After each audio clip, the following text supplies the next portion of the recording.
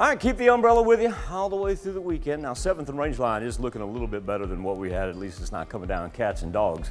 That was just about 15 minutes ago is what we were experiencing there. We'll break it down from a fundamental standpoint, starting with the rain, then we'll jump into the wind, and then we'll talk about temperatures before we get to the weekend. Here we are with the current Skywatch Storm Tracker. We mentioned that corridor of rain going to ride I-49 here for probably the next 10 minutes before it pushes off to the east. And it stretches from the connector at 44 all the way pretty much up north of our highlighted counties. And give you an idea of the lightning. Lightning really hasn't been too widespread. We've seen certainly more of it up to the north and eastern portion of southwest Missouri compared to what we've had to the south all day long.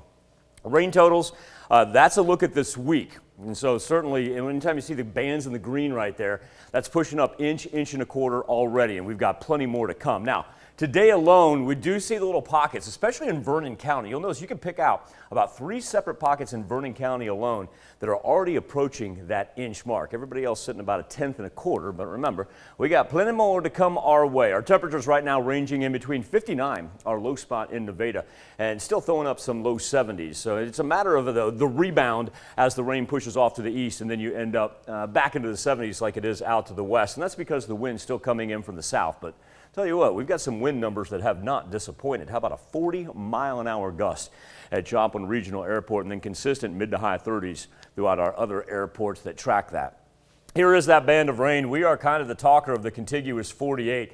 We got the warm bubble right here that rides the ridge, and so while we don't have to worry about the temperatures, remember when you get along that line, that is also the formulation for some pretty intense weather this time of year. Afternoon planner is the wind just won't budge at all, but at least we're going to go from the elongated band of rain that we have right now to the more sporadic and scattered variety for afternoon and evening hours. And then as we dip into Thursday night and Friday morning, we're going to be back on it with additional thunderstorm activity. So here's future track for tonight and this evening. It's a pop-up every now and then. That's about all it is. But the organized stuff, it makes its way toward the Mississippi River. So we turn our attention out to central Kansas because as we get into Friday morning, we've got a good one that's going to roll through with some heavy rain. That's going to have thunder and lightning, and that's going to present an increase in the chances of hail and high wind. As it continues through, Friday morning should be done about the noon hour. Pop of green every now and then. Friday afternoon, not looking too bad. I tell you what, though, tomorrow is going to be windy as all get out.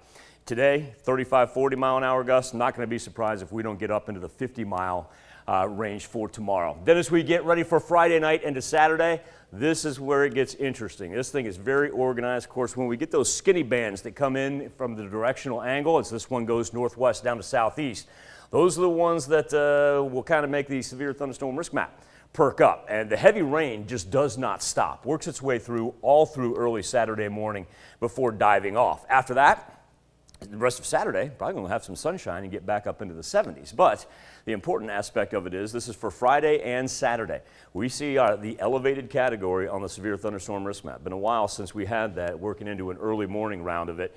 And then even as we work into the central portion of the 4 states, that's still that low category. And once again, wind and hail are going to be our main threats. Nationally speaking, it stretches all the way from the Red River up to just about the South Dakota-Nebraska state line, and then east-west from West Kansas almost to the Colorado state line into central Missouri. Every other day on the 7-day forecast is going to have a chance for rain in it. So after we get through the wind and hail threat for Saturday morning, then we turn our attention to flooding because it's not going to back off even as we begin May.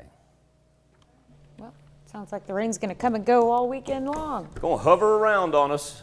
Nice thing is if we can at least get things out of the way in the morning, shape up for afternoon and evening activities and a chance to dry out as well. But the wind is not going to disappoint tomorrow or Saturday. All right, we'll keep an eye on that. If you have a game that you like to play on Saturday, yeah, arrange home plate appropriately and get that wind blowing out and turn that thing into home run derby. It's opening day for JL Hutch League.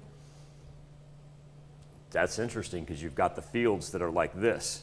That's luck of the draw, depending on where you're going to play at. Which field? Where's the wind at? Yep, sure is. All right, thanks, Michael.